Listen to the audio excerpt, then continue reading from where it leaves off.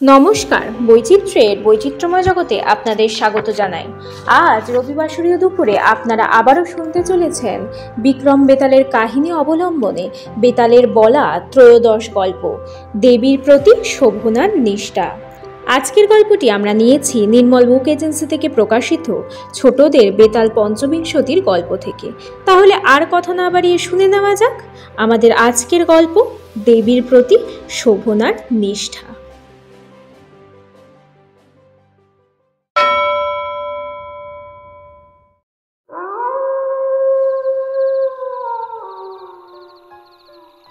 কোনো এক সময় চন্দ্রহৃদয় নগরী রণধীর নামে এক রাজা ছিলেন। রাজা ছিলেন খুব সৎ এবং প্রজাদের খুবই ভালোবাসতেন, কিন্তু তার নিয়ম কানুন ছিল খুব কঠিন। রাজ্যে একবার খুব চোরের উপদ্রব হলো। অনেকেরই অনেক কিছু চুরি গেল।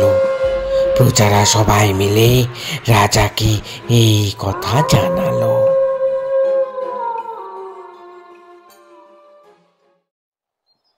রাজা সব শুনে বললেন, যা হয়ে গেছে তার জন্য দুঃখ করে কোনো লাভ নেই। এবার থেকে যাতে আর চুরি না হয় তার একটা ব্যবস্থা করতে হবে। তিনি রাজ্যে প্রহরীর সংখ্যা বাড়িয়ে দিলেন এবং রাজ্যের বিভিন্ন জায়গায় তাদের নিযুক্ত করলেন। তাদের বললেন, যদি কোনো চোর চুরি করে পালিয়ে যায় তাহলে প্রহরীদের প্রাণদণ্ড হবে। প্রহরীরা এই আদেশ শুনে খুবই সতর্ক হয়ে গেল।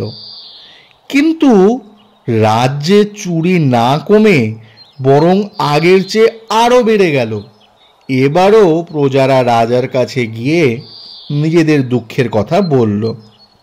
রাজা বললেন তিনি আরও কঠোর ব্যবস্থা নেবেন। এবার রাজা নিজে নগর পাহারার জন্য বের হলেন। খানিকটা যাওয়ার পর উনি একজন অপরিচিত লোককে দেখে বললেন, তোমার পরিচয় কি? এত রাতে তুমি কোথায় যাচ্ছ? চোর বলল, তো রাত্রেই যখন বেরিয়েছি তখন বুঝতেই পারছি আমি কে, আমি চুরি করি। এবার চোর বলল, তোমার পরিচয়টা কি তা তো বললে না। রাজা বললেন, বুঝতে পারছো না আমি কে? আমি তোমার মতোই চোর। এই কথা শুনে চোর তো মনে মনে খুব খুশি হলো। ভাবলো, যাক, একজন সঙ্গী পাওয়া গেল।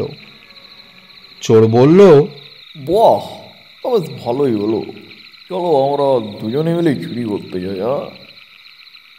রাজা চোরের কথায় রাজি হয়ে গেলেন।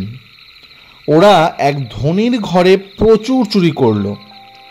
তারপর নগরের বাইরে কিছু দূর গিয়ে এক সুড়ঙ্গ পথে পাতালে প্রবেশ করল। চোর রাজাকে বাড়ির বাইরে অপেক্ষা করতে বলে বাড়িতে ঢুকল। সেই সময় এক দাসী রাজাকে চিনতে পেরে বলল, মহারাজ, আপনি আপনি দয়া করে এখান থেকে পালান। এই চোর এক ভয়ঙ্কর দস্যু। এই কথা শুনে রাজা বললেন, আমি তো বেরোনোর পথ জানি না। যদি তুমি আমাকে পথ দেখিয়ে দাও তাহলে বাঁচতে পারি। ওই দাসী রাজাকে বাইরে যাওয়ার পথ দেখিয়ে দিল। পরদিন রাজা প্রচুর সৈন্য সামন্ত নিয়ে পাতালে প্রবেশ করে চোরের বাড়ি চারিদিক থেকে ঘিরে ফেললেন। এক রাক্ষস এই পাতাল নগরীকে রক্ষা করত। চোর ওই রাক্ষসকে বলল, তুমি আমাকে বাঁচাও, তো পালিয়ে যাও। চোর ওই রাক্ষসকে অনেক উপহার দিল। রাক্ষস বলল, কোনো ভয় নেই, আমি রাজার সৈন্য সামন্ত সব খেয়ে শেষ করে দিচ্ছি। এই বলে রাক্ষস রাজার সৈন্য সামন্ত হাতি ঘোড়া সব খেতে শুরু করলো। এই অবস্থা দেখে সৈন্যরা সব পালিয়ে গেল। এমনকি রাজাও পালাতে শুরু করলেন। চোর রাজার পিছু পিছু গিয়ে বলল, তুমি রাজা হয়ে এত কাপুরুষ, যুদ্ধ না করে পালিয়ে যাচ্ছ? তোমার মতো রাজা নরক বাঁচাবে। রাজা এই সব কথা শুনে লজ্জায় অপমানে যুদ্ধ করতে শুরু করলেন। শেষে রাজা চোরকে পরাজিত করে তাকে বেঁধে রাজধানীতে নিয়ে এলেন। রাজা তাকে শুলে চড়াতে বললেন। এদিকে ধর্মধ্বজ নামে এক বণিকের মেয়ে শোভনা চোরকে দেখে এত মুগ্ধ হলো যে তাকে বিয়ে করার জন্য পাগল হয়ে গেল। বাবাকে বলল, বাবা, ওই চোরকে মুক্ত করে আমার সঙ্গে ওর বিয়ে দাও। বণিক ধর্মধ্বজ বললেন, না না, তা কি করে সম্ভব? রাজা এই কথায় কখনোই রাজি হবেন না। এই চোরকে ধরার জন্যে অনেক সৈন্য সামন্ত মারা গেছে। তাছাড়া রাজাকেও মেরে ফেলতে চেয়েছিল এই চোর। কি করে এই চোরকে আমি মুক্ত করব বলো তো মা? শোভনা বলল, তোমার সব ধন সম্পত্তি দিয়ে ওকে মুক্ত করো। যদি ওকে মুক্ত করে আনতে না পারো, তাহলে আমি কিছুতেই বাঁচব না। তোমার সামনেই আমি আত্মহত্যা করব। ধর্মধ্বজ মেয়েকে খুব ভালোবাসতেন, তাই রাজার কাছে গিয়ে বললেন, মহারাজ, আমার সব ধন সম্পত্তি নিয়ে দয়া করে এই চোরকে আপনি ছেড়ে দিন। কিন্তু রাজা এতে মোটেই রাজি হলেন না। বললেন, এই চোর আমাদের প্রজাদের প্রচুর ক্ষতি করেছে। আমার সৈন্য সামন্তদের ওর জন্যে প্রাণ দিতে হয়েছে, এমনকি আমাকে মেরে ফেলতেও চেয়েছিল। আমি ওই চোরকে কিছুতেই ছাড়ব না। ধর্মধ্বজ রাজার সব কথা তার মেয়েকে গিয়ে বললেন।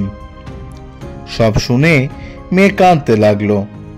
এদিকে শোভনার কথা রাজ্যের সবাই জেনে ফেলেছে। চোরকে শূলস্তম্ভের কাছে আনা হলো। চোরও এই শোভনার কথা শুনে প্রথমে হাসল, তারপর কাঁদল। অবশেষে চোরকে শুলে চড়ানো হলো। শোভনা চোরের মৃত্যুর খবর পেয়ে চোরের সঙ্গে একই চিতায় মরতে চলল। এই চিতার পাশেই ছিল দেবী কাত্যায়নীর মন্দির। দেবী শোভনার নিষ্ঠা দেখে শোভনার কাছে গিয়ে বললেন, তোমার নিষ্ঠা দেখে আমি খুশি হয়েছি। তুমি কি বর চাও বলো? শোভনা দেবীকে বলল, মা, তুমি যদি আমাকে কৃপা করো, তাহলে এই চোরকে জীবন দান করো। দেবী তাই করলেন। অমৃত পান করিয়ে চোরকে আবার বাঁচিয়ে তুললেন।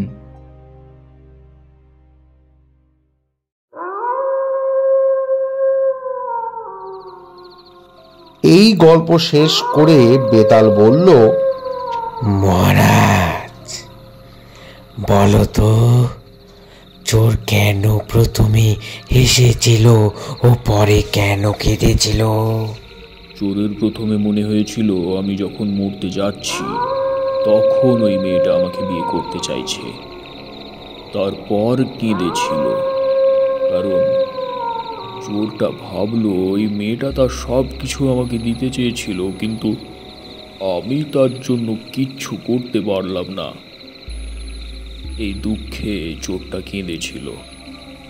মহারাজ, এবারও তুমি সঠিক উত্তর দিয়েছ, তাই শর্ত অনুযায়ী আমি চললাম মহারাজ, আমি চললাম। চললাম মহারাজ, চললাম মহারাজ, আমি চললাম মহারাজ, আমি চললাম, চললাম মহারাজ। বিক্রমাদিত্যের কাছে ঠিক উত্তর পেয়ে বেতাল আবার সেই শ্মশানে গিয়ে গাছে চড়ে বসল।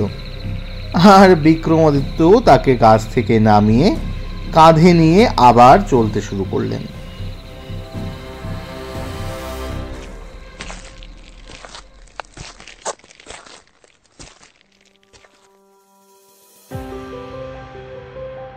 এতক্ষণ এতক্ষণ আপনারা শুনছিলেন বেতালের বলা ত্রয়োদশ গল্প, দেবীর প্রতি শোভনার নিষ্ঠা। গল্পের সূত্রধার আমি রায়া, গল্পকথক এবং রাক্ষসের ভূমিকায় অনিমেষ, চোর এবং বিক্রমাদিত্যের ভূমিকায় প্রীতম, বেতাল এবং রাজার ভূমিকায় সুমন, বণিকের ভূমিকায় সুকুমার মাইতি, দাসীর ভূমিকায় আমি রায়া, শোভনার ভূমিকায় পৌলমী, দেবীর ভূমিকায় আশা। পোস্টার ডিজাইন এবং স্পেশাল সাউন্ড এফেক্টসে প্রীতম। আবার দেখা হবে আগামী রবিবার অন্য কোনো নতুন একটি গল্প নিয়ে। ততক্ষণ পর্যন্ত আপনারা আমাদের চ্যানেলটিকে সাবস্ক্রাইব করে আমাদের পাশে থাকুন আর এইভাবেই ভালোবাসা দিতে থাকুন আর শুনতে থাকুন বৈচিত্র্য গল্প বুক। ধন্যবাদ।